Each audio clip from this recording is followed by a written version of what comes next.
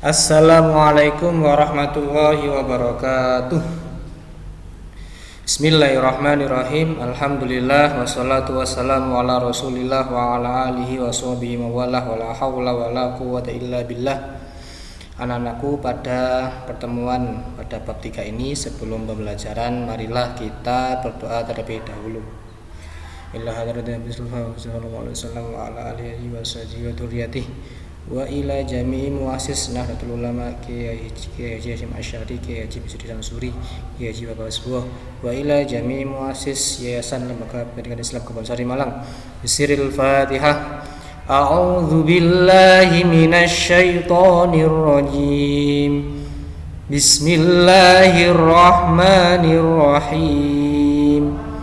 Alhamdulillahi rabbil alamin. Ar-Rahmanir-Rahim. Maliki yaumiddin. Iyyaka na'budu wa iyyaka nasta'in. Ihdinas siratal mustaqim.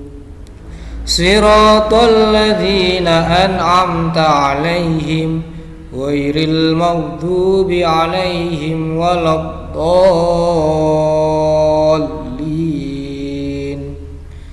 Rabbi ufirli wa liwalidayya wa lil mu'minina amin. Raditu billahi rabba wa bil islami dina wa bi Muhammadin sallallahu alaihi wasallam nabiyyan wa rasulah. Rabbi zidni ilma warzuqni fahma. Amin, amin, amin ya rabbal alamin. Alhamdulillah. Anak-anakku, sebelum pembelajaran tolong dipersiapkan alat tulisnya, tempatnya, sinyalnya, semuanya harus sudah siap. Oke, kalau sudah siap, pada pertemuan minggu yang kemarin kita membahas tentang biografinya Kiai Haji Hasyim Asy'ari serta perjuangannya, bagaimana beliau mendirikan NU. Kemudian pada bab 3 ini kita akan mempelajari tentang amaliyah NU, diantaranya yaitu menghormati Al-Quran. Ada 4 pokok pembahasan dalam bab 3 ini. Yang pertama adalah kewajiban terhadap Al-Quran, 2 fadilah membaca Al-Quran, 3 sikap menghormati Al-Quran, dan 4 tata cara mensyiarkan Al-Quran. Yang pertama adalah kewajiban terhadap Al-Quran. Apa sih kewajiban orang Islam terhadap Al-Quran? Di antaranya adalah beriman kepada kitab suci Allah yang merupakan rukun Islam yang ketiga. Jadi rukun iman ada 6, dan yang ketiga adalah beriman kepada kitab suci Allah. Kitab suci yang wajib kita imani ada 4: Taurat, Injil, Zabur, dan Al-Quran. Al-Quran berfungsi sebagai pedoman dan petunjuk umat manusia. Jadi nama Al-Quran itu sangat banyak. Di antaranya Al-Huda sebagai petunjuk, Al-Furqan sebagai pembeda, An-Nur yaitu sebagai cahaya. Al-Quran merupakan sumber hukum tertinggi. Isi Al-Quran mengandung 2 segi, yaitu hablum minallah, artinya hubungan dengan Allah, dan hablum minan nas, itu hubungan dengan sesama manusia. Jadi isi Al-Quran itu mengatur kita beribadah kepada Allah dan mengatur kita bagaimana kita beribadah dengan sesama manusia. Al-Quran secara istilah adalah kalamullah yang mukjiz, yaitu sebagai mukjizat yang mampu melemahkan bagi penentangnya, yang diturunkan kepada Nabi Muhammad SAW melalui perantara malaikat Jibril dengan bahasa Arab secara berangsur-angsur dan disampaikan dalam bentuk mushaf yang diriwayatkan secara mutawatir dimulai dari surat Al-Fatihah dan diakhiri dengan surat An-Nas, serta dihitung sebagai ibadah bagi pembacanya. Jika kita membaca satu huruf dari Al-Quran, maka pahalanya adalah 10 kebaikan.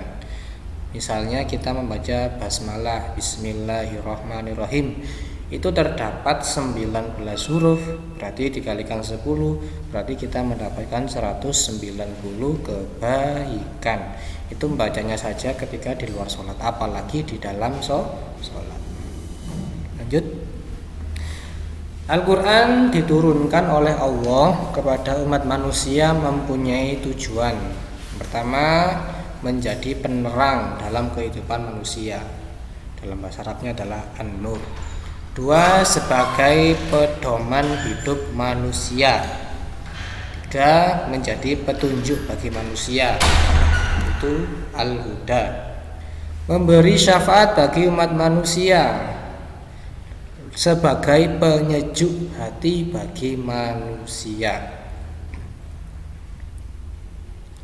Adapun fadilah membaca Al-Quran, yang pertama, mendapat ketenangan jiwa dan hati, mendapat sebutan manusia terbaik, sebagaimana hadisnya Rasulullah SAW, khairukum man ta'allama al-Quran wa 'allama. Sebaik-baik dari kalian adalah orang yang belajar Al-Quran dan mengajarkannya. 3, mendapatkan syafaat, dan 4, mendapat pahala. Adapun sikap kita menghormati Al-Quran, pertama, bila memegang mushaf harus berwudu. Bila memegang mushaf harus berwudu.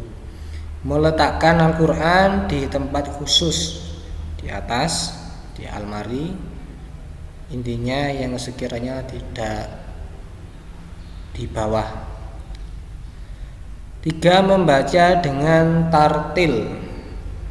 4, membaca dengan berpakaian sopan. Poin yang ketiga adalah tata cara mensyiarkan Al-Quran. Umat Islam memiliki kewajiban untuk berdakwah. Jadi kita adalah umat Islam mempunyai kewajiban, semuanya wajib untuk mensyiarkan Al-Quran. Apa saja? Yang pertama adalah tadarus. Tadarus Al-Quran setiap malam bulan suci Ramadan setelah sholat taraweh di masjid atau di langgar. Kemudian ada tahtimul Quran, yaitu kegiatan menghatamkan Al-Quran secara bersama-sama yang dilaksanakan di masjid atau langgar untuk merayakan hari besar Islam. Tahtimul Quran juga dilaksanakan di rumah-rumah warga masyarakat yang sedang punya hajat. 3, semaan Al-Quran. Semaan Al-Quran yang diikuti oleh para hufaz, yaitu orang yang penghafal Al-Quran, hufaz. Para hufaz membaca Al-Quran secara bergantian dengan hafalan, sedangkan para sami'in menyimak dengan membuka mushaf Al-Quran. Yang keempat, MTQ, yaitu musabaqah tilawatul Quran. Menyelenggarakan musabaqah tilawatul Quran baik di tingkat daerah maupun tingkat nasional, atau nama lainnya lomba. Di kalangan warga NU, MTQ diselenggarakan oleh Jamiyatul Qurra wal Hufat atau JQH, salah satu badan otonom NU. Demikian dari kami, mudah-mudahan bermanfaat. Wassalamualaikum warahmatullahi wabarakatuh.